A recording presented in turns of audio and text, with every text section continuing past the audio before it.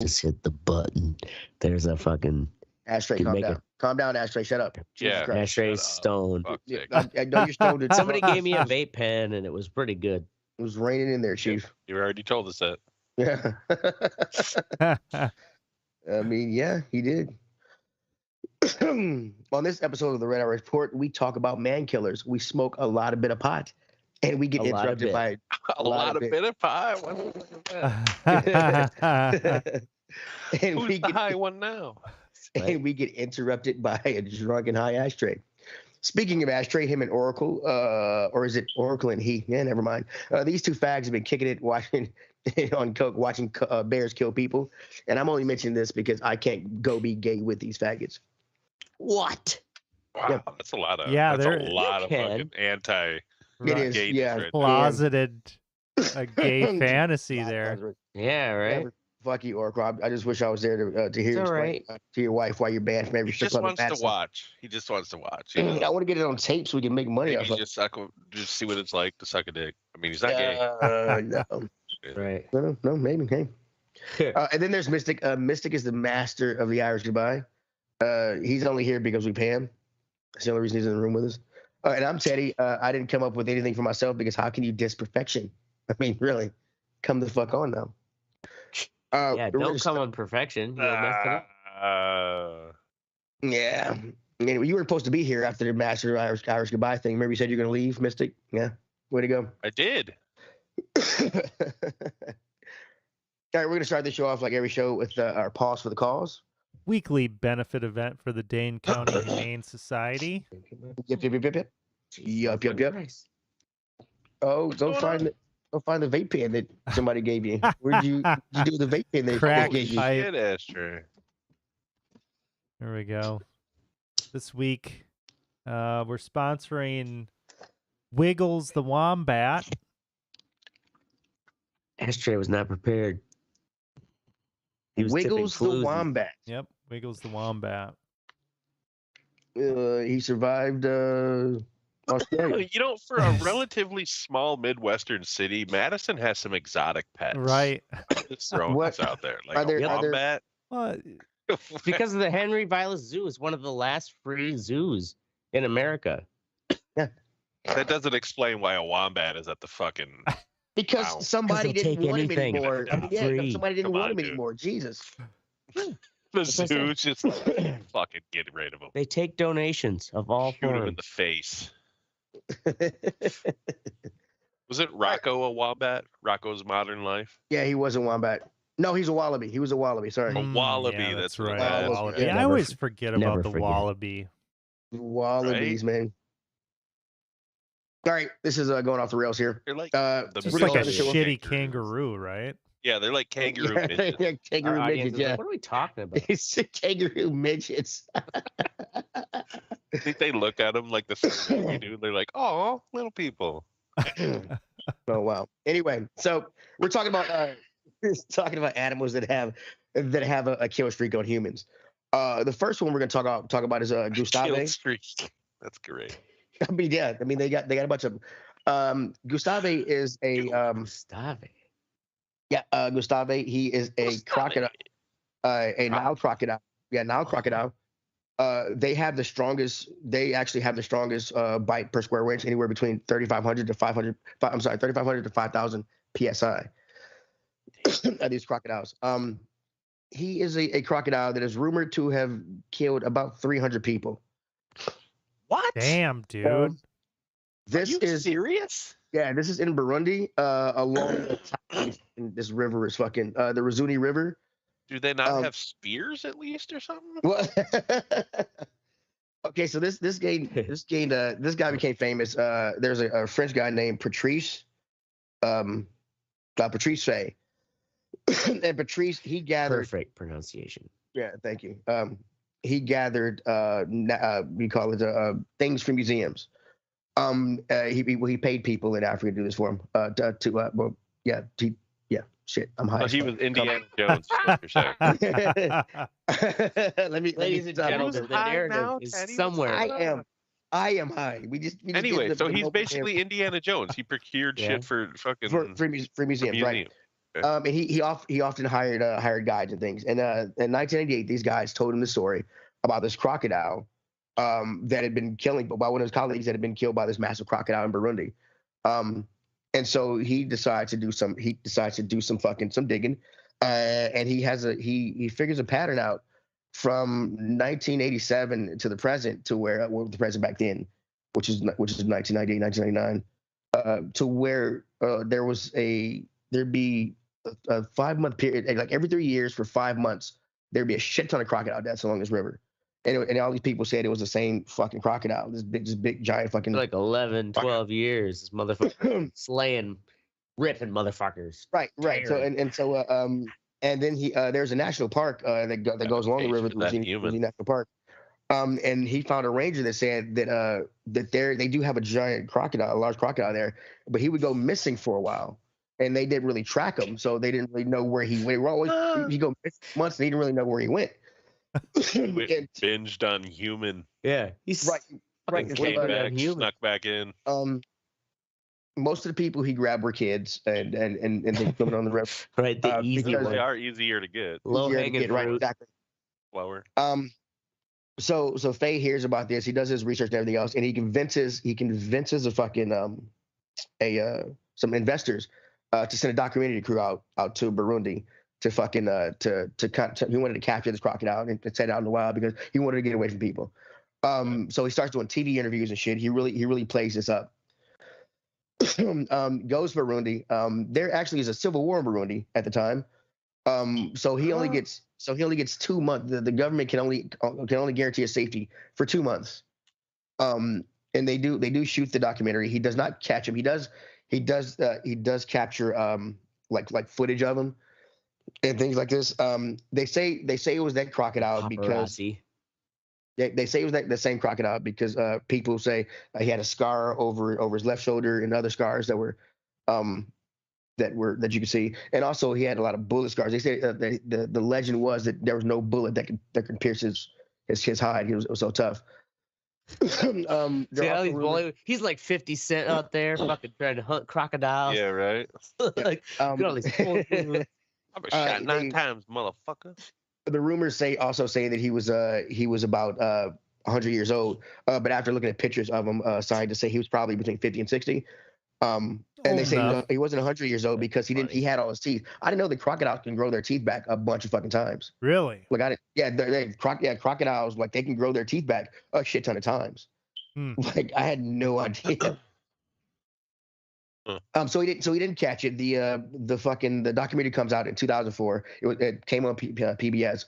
It was a big hit. There was some discrepancy in his numbers. Yes, they said they were able to trace like really about 50 or 60 people that the crocodile got, but also that river was actually full of crocodiles, and to somebody get snatched, if you see somebody get snatched by a crocodile, and you know the legend in that area, you can automatically blame it on that dude. Blame it on that dude, yeah. And also because it was a civil war, there were a lot of main bodies in that river that will pop up in the river, float up in the river, and somebody will be like, oh look, he got another one. But because of the civil war and people and like not being in not a very good area, you want to get rid of somebody, and there's an alligator in the river, you know. Yeah. Still, I gotta assume for a crocodile, like 50 to 60 is pretty good, you know. Yeah. Like you're probably among legends in the crocodile realm. There's a picture of him above the thing. He was never captured, never killed.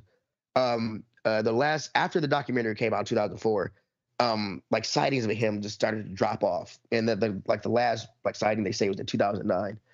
In 2015, some people said they killed him, but there was no pictures or bodies or evidence. Right? What is that about him? It's a fucking legend. He was. They say he was about 20 feet long. This crocodile. Well, he was never captured and never killed. Right. Big enough. He was actually the movie Primeval, I believe, was based on his legend. Okay. Next up, we have the Savo Man-Eaters. This was also made into a movie. It starred Val Kilmer and some other black people they didn't pay. This started in December of 1898. This is when the British, they had this great idea to build a railroad from Uganda to the Indian Oceans. That way he can get all their stolen shit. I mean, all the stuff they procured illegally, out of Africa. This was headed up by a guy named Lieutenant Colonel Henry Patterson. They came to the Salvo region. They had to build a bridge, a railroad bridge over this fucking river. Their camp was spread out around 8 miles, 13 kilometers. I don't know why they did that. And a couple of days after this guy arrives, people start disappearing. They actually find one guy's body, and he accused and the workers, who were mostly Indian, they tell him, hey, a lion got him, and he actually accuses the Indian workers of killing that guy because they didn't get paid. That's how much of a stand-up guy he was. Yeah, some bitch. You get paid. The fucking That's tiger a good ate you. dude. After a little bit, fucking his a couple days later, his assistant gets taken. Patterson's assistant gets taken. So then he's like, okay, the shit's real. Oh shit! Now that my people get eaten. Now again, these are a lot of little camps like spread out among 8 miles. These attacks went on for 5 months. I'm sorry, was it 5 months? Yeah, 5 months. They got 135 people. Damn, dude. During this, they tried a lot of work. They tried fortifying the camps with these bombas or thorn bushes, but it didn't work because the lions jumped over him and got people or squeezed through him. Patterson, he actually ended up moving his tent, his camp area into where the medical place was, because apparently that was more secure. Take the weak and wounded first. I mean, use them as a diversion. There was like a 60-day period to where there were no killings. That's because the guys, they thought that the lions had moved on to another village, so they have just moved on, and that wasn't the case. But the guys felt safer and started sleeping outside again. I don't know why, after y'all were getting attacked by lions a few days earlier. Yeah, and they came back and started doing it again. They got the first lion. He measured 9 foot 8 inches from nose to tail. He was like 2.5 meters tall, and it took him he's 3 feet, 3.5, 4 foot tall, and it took 8 men to carry him back to the camp. Is this Ghost in the Darkness? Yes, it is Ghost in the Darkness. Yes. Val Kilmer. And say what? I used to love that movie. I haven't seen it in a long time. Yeah, during this time the lions are attacking. They actually, a lot of guys are leaving and everything else. So the colonial guys are like, what's going on? And they actually send this guy to check on him. Fuck, I can't remember the guy's name. I remember the guy who anyway, right. He came on the train at night.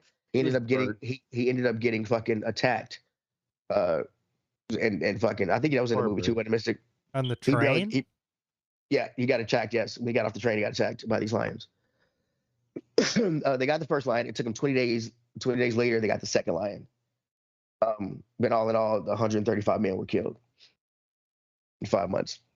Damn, that's a lot of men though. For like, really? It was like right lions. Yeah, I mean they had thousands of workers. Damn. True. And also, and yeah, if you think about it, if they had that many workers and they didn't have that many people around that just had guns to even fight back, right, at that period of time of the interaction between lions and fucking humans, lions are like, look at this fucking new weird fucking food source that just kind of rolled out here with a bunch of metal. Lion? It's got to be 2,000 pounds, right? Snag one or two of them. They're very heavy. And then actually he's right. They actually didn't. They actually had to call in a group of like 20 guys with guns to help catch this lion, to help catch these lions. And the fact that there were 2 of them hunting together is what I mean. They were and they were males, I assume, right? Yeah, they were both males. Yes. And that's weird. 2 male lions. 2 male lions. Yeah. Yeah. Well, as building a railroad out in the desert, where are you gonna stay? They can run right there.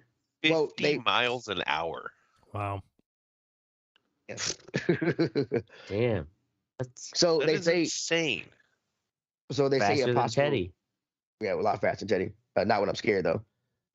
They say They say two possible causes are for because these lions aren't lions aren't merely man eaters. Two possible causes for them doing this is in 1980. I'm sorry, 1898 and 1890. There was a plague. It was called the rinderpest.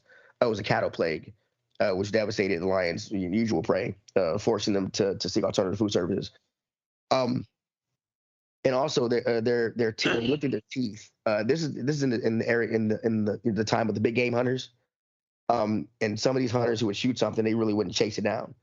And so they looked at the teeth, and they saw that some of them were chipped and everything else, which would cause them to not be able to get their normal prey.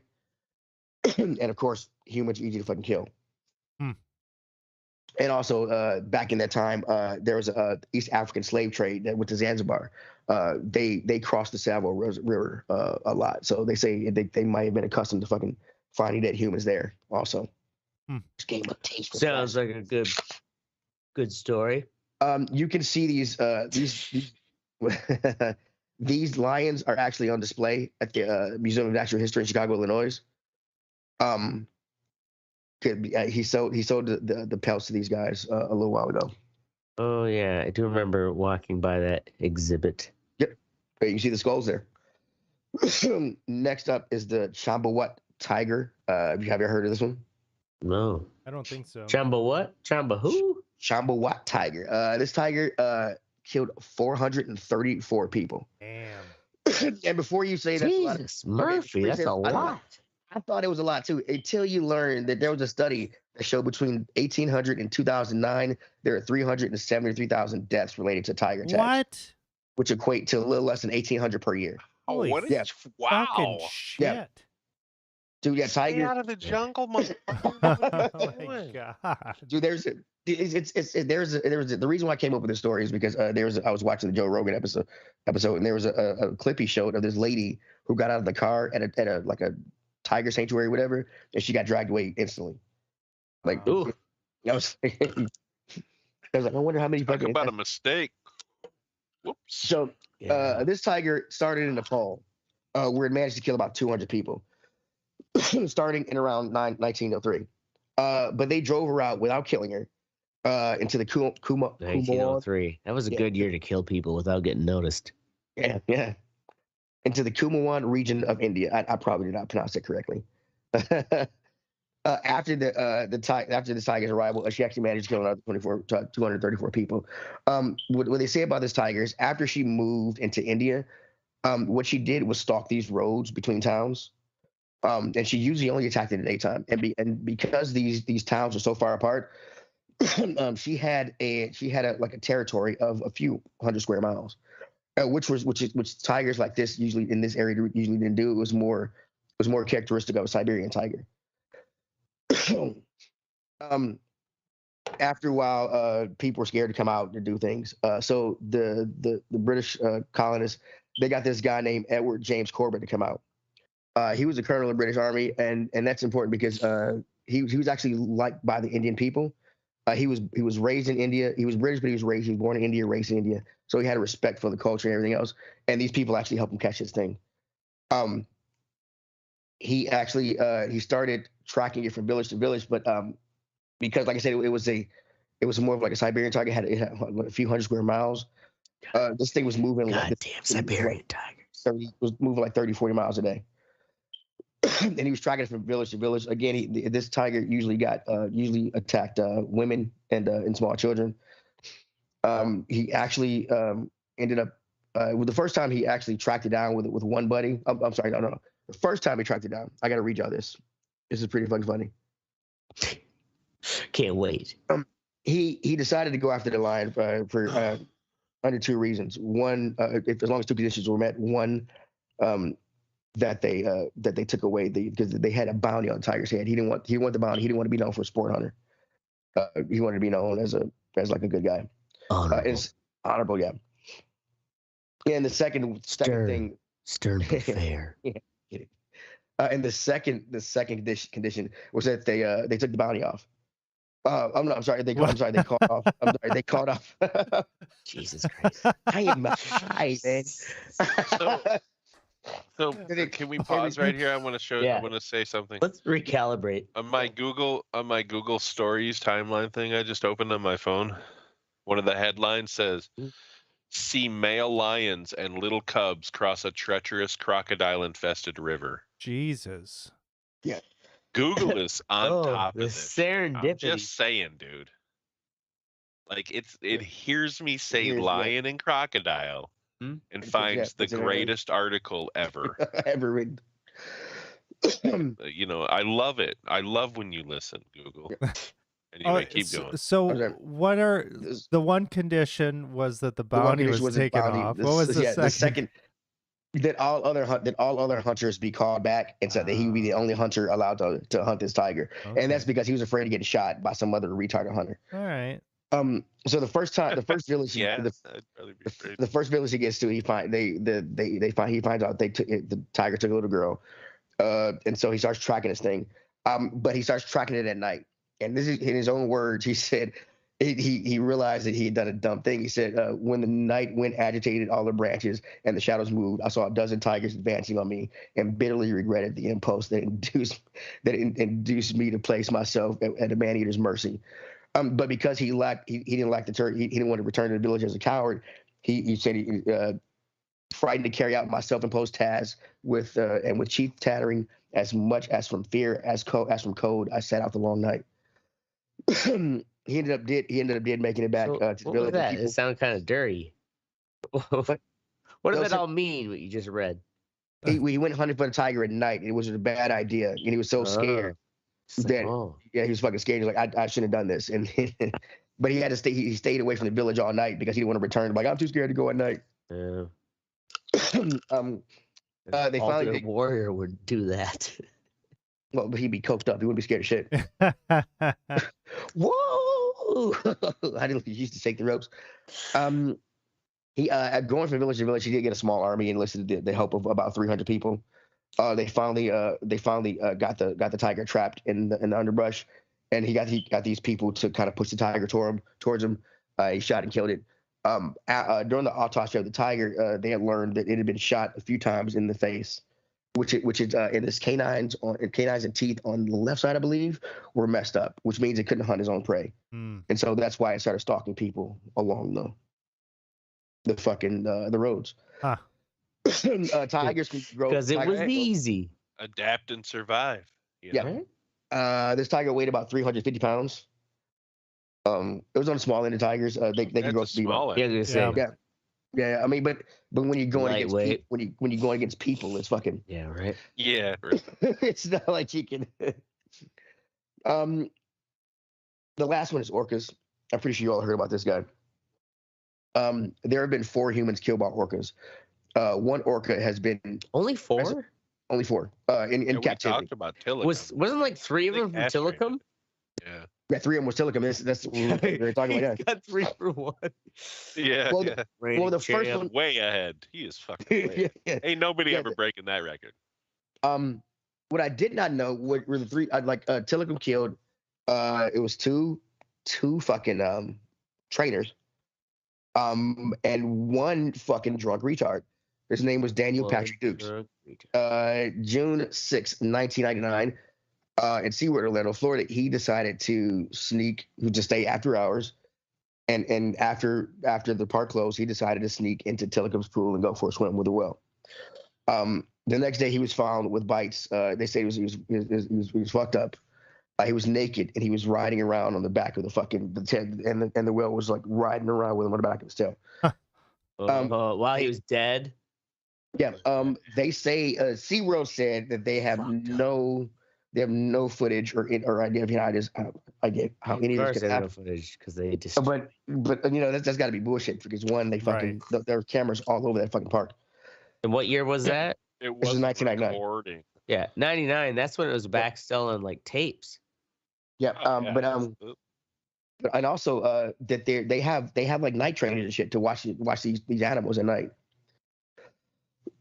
Night trainers till they let drunk Larry in there. Yeah, go ahead, swim around with Tillicum. Those night trainers were high as shit. Well, actually, jerk them off a little bit. You'll be fine. The first death with Tillicum. First off, Tillicum had a kind of a rough life. He was captured at 2 years old, and they put him in captivity with these two females. With these two females, Haida 2 and Nutka the 4th. And apparently this is a sea land of the Pacific, Victoria, British Columbia, Canada.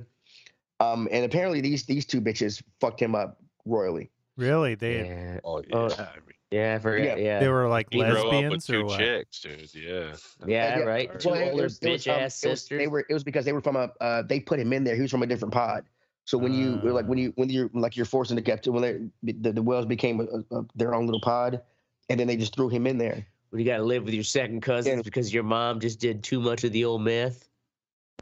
Okay. Oddly specific. So it's like going to a new pod. We don't like you. Get the fuck out of here. Your mom's a hoe. Awesome, cool. Shut the fuck up. Next up, the first one was Kelsey Byrne. This is where all three of them, Tillicum, Haida, and Nutka, participated. According to eyewitness, she was walking by the side of the whale's pool when she slipped and fell into the pool. But before she could fully get out, Tillicum grabbed her foot and pulled her in, and all three whales continued to pull her down until she drowned. Damn. The second dude was Daniel Dukes. The third person was Dawn Brancho, and after she died, OSHA actually said that no more people can go in the water with these fucking things, and these things are like 15,000 pounds. Like just murder fish is what they are. Yeah, and you're in their territory, right? They can outswim a fucking fish or a whale. Mm-hmm. This was February 24th, 2010. This was actually in front of people. They were doing what's called a Dying with Shamu at SeaWorld. I did that. Did you? Yeah. You dined with Shamu? Mm-hmm. Peter's gonna be. What did he order? Well, did he order the fish? It was funny because you'd have like this whatever meal or whatever trainer, and while you're eating, the fucking killer whales are like throwing meat scraps around and playing around with them, like flinging scraps up, up in the absurd. Yeah. It's how long ago was this? Oh, this is like 15 years ago. But years ago? yeah, it's like they've like this romantic thing, and you have these monster 2008, something like that.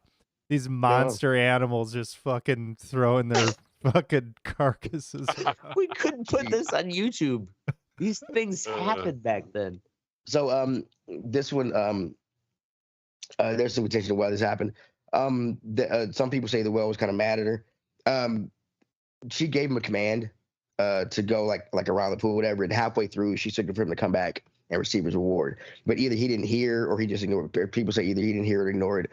But she didn't. When he came back, she didn't reward him.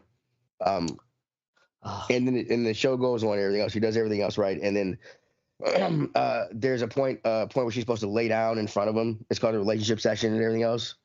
And when she does that, that motherfucker grabs her up and takes her under. Yeah. And he keep repeatedly keeping her under until she. Yeah, she like basically died in front of the whole audience. The whole audience, a live studio audience. Yeah. Like I said, after this, this was in February 2010. After this, OSHA did all this stuff, and then I guess you wonder, what did they do with Tillicum? You know what? They let this motherfucker perform again. He came back out in March of 2011. He's the talent, man. With his son. But right. Those are some fucking animals that have got some kill counts, man. Nice. Is Tillicum still alive? Oh no, he died, and he died. Yeah, no, he's not alive. He died. He no more. He died in that fucking little tiny. He basically lived in like a bathtub. If you think about it.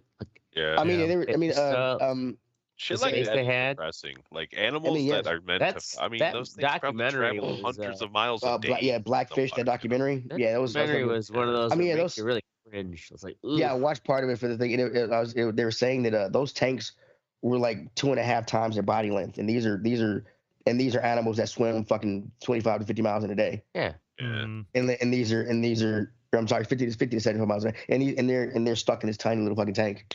I mean, it's It's the same with like fucking lions and shit, or tigers, big cats. When you see them in the zoo and this Stuck fucking in- tiny little Yeah. fucking. No, what was that show? What was that movie we watched where that guy was keeping like 2 tigers in a fucking and like a Yeah, I horse? know where they were all fucking. I know. I forgot what it was called, but Yeah, I'm like, really, really starts out old. with that chick on the 911 call to say, Yeah, like there's a fucking tiger attacking my yeah. car. It's an old episode Yeah. where it's like animals were eating people, and it had the So that's old pre-Tiger ashtray King. cover with the porno on it. Oh yeah, that's right. Right, it did. The Lions, Yeah. tigers, and BBW bears or shit. whatever. A BBW. Yeah, it was like lions, tigers, bears, oh my, or something like that. It was like, shut up, Yeah. Stan. You just grab It a was a dick and suck it. big Look like you know fat what you're bitch doing. fucking riding Awesome, a cool. dude on the couch. And that's our main topic. We're gonna move on to our what's sexy part of the show. Before these guys just get a little bit too carried away. First up, we're gonna start with Oracle Monsoon Siam. Monsoon Siam. So I was in Madison with the wife this past weekend. The wife? And she wanted some Thai food. So we looked up reviews online and we found this Monsoon Siam in Madison. Kind of like a, I would consider it to be a hole in the wall kind of place. Not super fancy or anything, but plenty of charm when you come in. And the food was amazing. Really good. Prices were good. I'm not usually into like super spicy stuff, but I got a spicy ass dish and it was just, I don't know. I love me the spicy. Made you ass dish. shit your pants? Made me shit immediately, right on my seat. No, it just satisfactory. It was good. It was really good food, solid food. So if you're in Madison and you're looking for some Thai food, check out Monsoon Siam on Atwood. 2045. It's over by the Barrymore. Awesome. Check it out. The Dream. Up next is Yep. Yeah. Up next is Knife or Death, Mindless Entertainment. Yeah, so this show, if you turn the sound really low or off, it's a cool show because it's basically like this obstacle course. I used to watch like Forged in Fire. Is it a reality where they make type knives. series? Yeah. I guess it is a reality show, yes. Like they're competing? Yeah, they compete so you can go through this course the fastest. But the knives are the coolest part. Like Forged in Fire was cool because you get to see them make it. But there's like 8-10 dudes and chicks in each one of these episodes, and each one of their knives are custom made, and they're fucking, some of them are pretty badass. And then like after you see it for a little bit, like you can tell which ones aren't gonna make it. You know what I mean? Yeah. Like fucking Based like, on oh, the that dude's same got a kind of katana. That shit's course. just gonna bust when he hits that fucking gigantic fucking steel thing he has to bust through. You know what I mean? Like it's fucking nuts. Right. And they do all this lead up drama. Oh god. Yeah, and that's the stupid. I can't stand listening to fucking Goldberg is all right, but that Tu Lamb dude. I mean, great, good for him. Thanks for his service. He was a fucking Green Beret and shit. But that dude is an idiot. Like that motherfucker can't fucking host a show to save his life, and he needs to just get off of there. Like, it's just bad. So I just mute it, play chess, and like just watch them beat the shit out of things with knives, and it's actually pretty cool. So I mean, you still have to watch all those blowhards talking about cutting shit up with knives. That's the thing is, like, look up every once in a while. I mean, I don't have to see it all. These shows are just so like let's overanalyze a bunch of new, like over nuance and overanalyze a bunch of bullshit, and then fill up with these graphics. And it's like, man, they're adding fluff to fluff. Oh, but, it is. Yeah. It is. Okay, I gotta actually. Has anybie died from their knife failing? Oh, that's I know. Okay, then the death part of the or like have the blade break and hit. I know. They say death because there's sudden death parts of the fucking courses where if you don't pass that obstacle, you're out. Okay. I mean, I guess this is better because it's you have like to then commit Harry Carey with your own blade. Yeah, right. In front of a live studio some audience. dude's weapons are fucking, dude, just insane, and it's cool. And they do go through some history. Like if you see a blade that's some ancient Chinese fucking blade that this dude replicated, it's actually pretty cool to they'll tell a little bit of history about it. But yeah, like Bill Goldberg being like, "Oh, he's gonna shut the fuck up." I just want to fucking watch him eat that box apart. Yeah, I mean, I guess this is good because it's like, okay, who gets across the finish line first? In that Forged in Fire, like Ashtray was saying, it's like, how long can you possibly fucking talk about, you're this drawing guy? out the action. Right, and it's just like, Jesus, like you said, you're shutting off all the talk because all you want to see is shit getting cut up. They've got to waste an hour of your time, bro. Right. But, yeah, I don't know. That looks entertaining. It's just mindless entertainment. It is. Akin to Trailer Park Boys. Up next is Teddy's mindless entertainment, Diablo 4. I love Part 3. Diablo 4 is the open beta is coming out this weekend if anybody wants to play it. On all systems. This is the story of Lilith trying to bring hell to Earth. They have 5 classes. Lilith. Oh, fucking Lilith. There are 5 classes: Necromancer, the Barbarian, the Sorcerer, the Rogue, and the Druid. If you've played, have any of you all played Diablo 2, 1, 3? I played 3. 1 back in the day. Okay, this one is. So what's the story of 1? Is it always Lilith trying to bring hell on Earth? Like why? I never played. No, some big demon. I played 2 and 3. And some lowly hero. It's always some a big lot demon. of hacking. Night of Hell. Lashing. The world is huge. The story's huge. The world's huge. The fucking it's too the much. multiplayer is great. It just looks fucking great. I'm really excited. We waited so goddamn long, and then instead of giving us Diablo 4 when we wanted, they gave us Diablo Immortal, which was a steaming pile of shit. So I'm just really happy about the game. What did that come out on the Diablo Immortal? That was mobile. It was mobile. It was mobile. Yeah. Oh, it was a mobile game. Yeah, and it was pretty much paywall blocked. It was pay blocked. What do you call it? This? Yeah. Pay to play kind of thing. Yeah. It was. You had to grind for years to get stuff, unless you just paid for it. Yeah, like I said, everything looks great. It's fucking. This game is fucking the beta. Pay for it, and then it's fun. Oh yeah, right. How much did it cost though to play Diablo Eternal? Was it free to download? I'm not sure. I don't have it. So it's like if the game's free to download, motherfucker, pay if you want to have fun. Whatever. Thank you, Ashtray. Thank you, EA. Thanks for coming to his TED Talk. Representative. Thanks for contributing. Appreciate it. Up next is Ashtray with his ugly new fucking hat. Let's go. Oh no, you wanted to talk, motherfucker. Talk.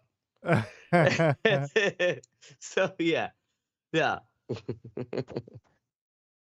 With fucking new hat. This is what I did before the old MyLite was I made distressed hats, and this one I've had sitting around.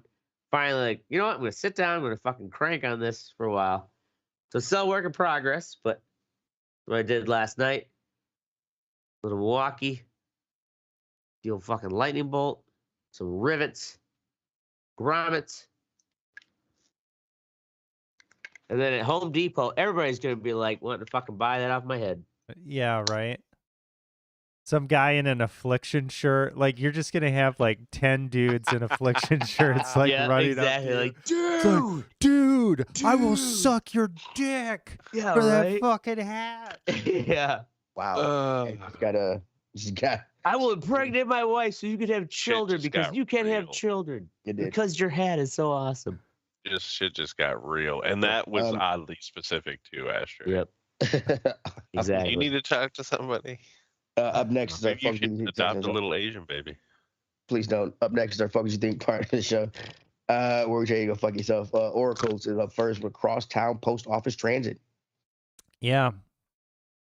We are looking at buying a house, and part of the house buying process is sending some earnest money. And I live in a town that is a little under 20,000 people. Not really that huge of a footprint.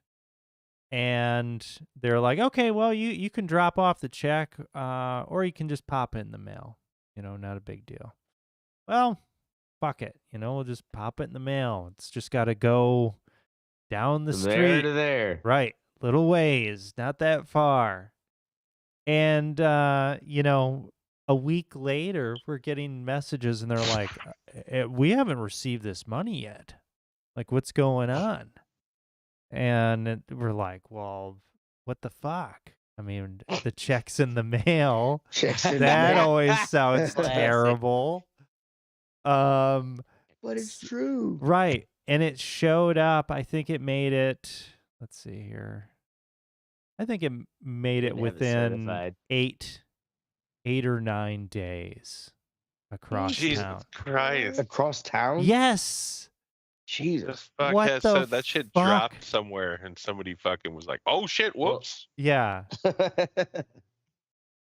And this isn't the they don't do the first sorting at the local post office anymore. Yeah. And this isn't the first thing, actually. I had I had that eBay fucking treadmill part that I had ordered, and it said it was delivered, but it wasn't delivered.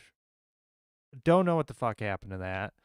So I don't know if they just have some crackhead working down at the post office or what, but I don't trust that shit in Wisconsin Rapids. Don't trust it in Don't trust it. Wisconsin Rapids post office. Right? They be mugging. Yeah. Word. Up next is Mystic with Shit or Get Off the Pot, New York. Yeah, man. You gonna arrest Trump or what? It's like, I just what really was that story? That story died really fast. What was all that about? I don't know, but they keep fucking, like they keep fucking salivating, like making us salivate over like getting. Oh, it's bullshit. I want to see him get perp walked. They're I know it gonna won't happen, but I just want to see it. You're drag that shit. That shit ain't gonna happen in public. Don't piss on my fucking parade. It's like the WWE, except with old white people. If any of you haven't realized, every level of life is a fucking game.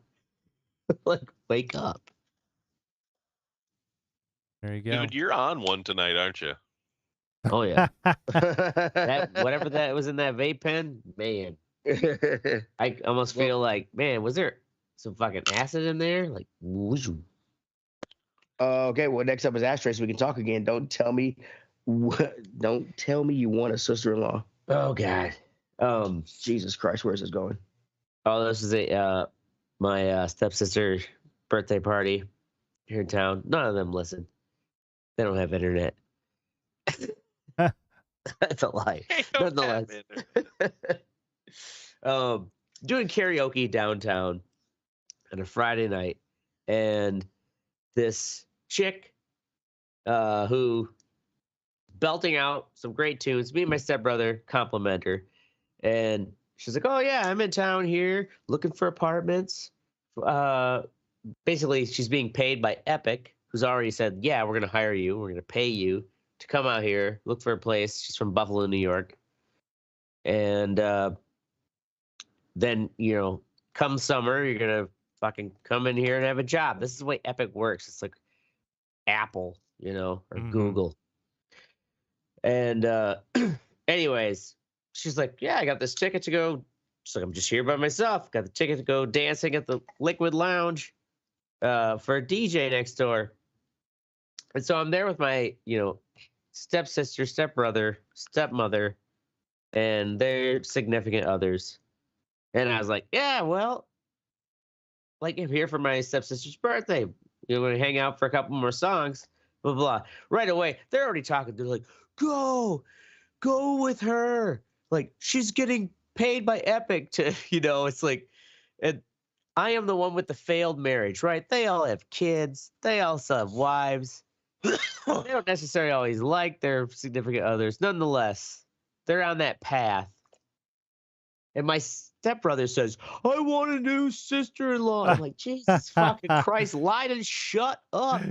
So is he yelling this and she can hear all of this? She couldn't hear it. No, she wasn't there at the time. Like, this is just like when I was like, hey, like, I might go, like, I know, like, they don't come into, okay, mind you, at our age, they don't come into town for their birthday party. I normally have to go like an hour to Watertown for where they live, like for her birthday party.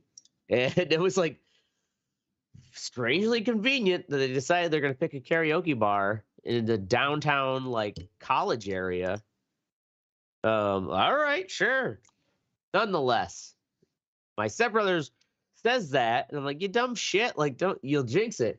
And so as we're leaving the bar, some other dudes were talking to this girl, Sierra was her name, and they're like, come on, let's go to Wano's and have a fish bowl. She's like, oh no, we're going to this DJ.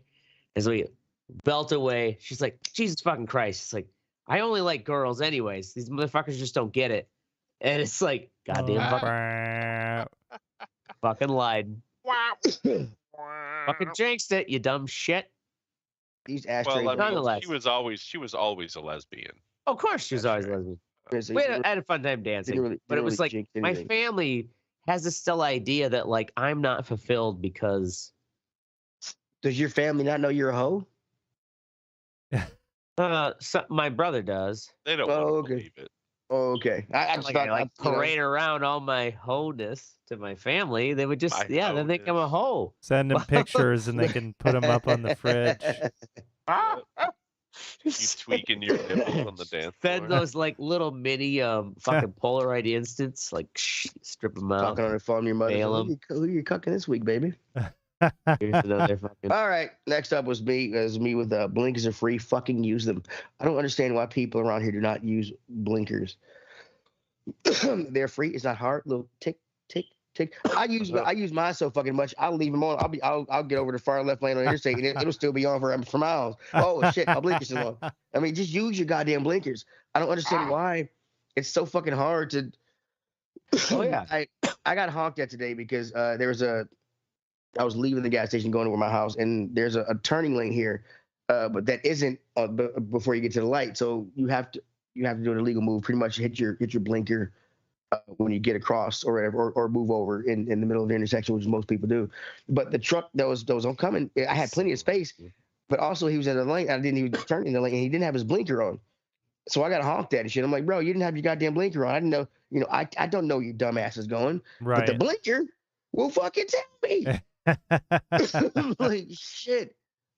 Or those people that stop in the middle, they stop like, what are you doing? Then he put the blinker on and turn. I'm like, what are you doing? Right. What are you doing? For fuck's sake. That's what really grinds my gears. I've got to say that people are a lot better about their blinkers here than they were in Rhode Island.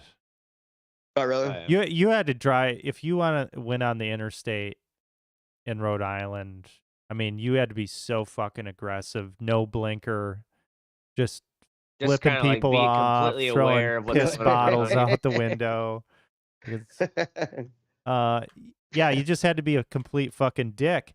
And that's the thing. It's like, do you think I can read your mind? Like, how in your fucking, like, primate brain can you possibly be upset about me not knowing what you're gonna do? What you're gonna do? Like, you have the ability to give me a hint, right? And you choose not to. I had a moment recently where it's like when you do this human gesture, and the other person in the car is like, "Why did you do that?" We're just like, "This motherfucker is taking so long." I'm like, I'm waiting to turn in, and I like to do this, like, "Whoa, come on!" She looks at me like, "Huh." Yeah, I constantly yell at drivers in the car down here. And I'm like, move, you fucking retard. Yeah, it's like my wife's like, dear. I'm like, okay, my bad. That's the show, folks. In all seriousness, there are a lot of dangerous animals in this world, and if you're out in the wild, and you're fucking with an animal, and that animal fucks you up, then you fucking deserved it. Then you can go fuck yourself. That's our show. We're going to be here every Wednesday or Thursday night at 10 p.m. Central. Make sure you join the conversation at thererreport.com or facebook.com/thererreport. You can't Twitter us because fuck Elon. Like and share some fuckers. We're down for whatever. I'm Teddy. That's never going to work, Ashtray. Oh, this ash is the ashtray. I'm Oracle. And I missed it. And this is the Red Eye Report.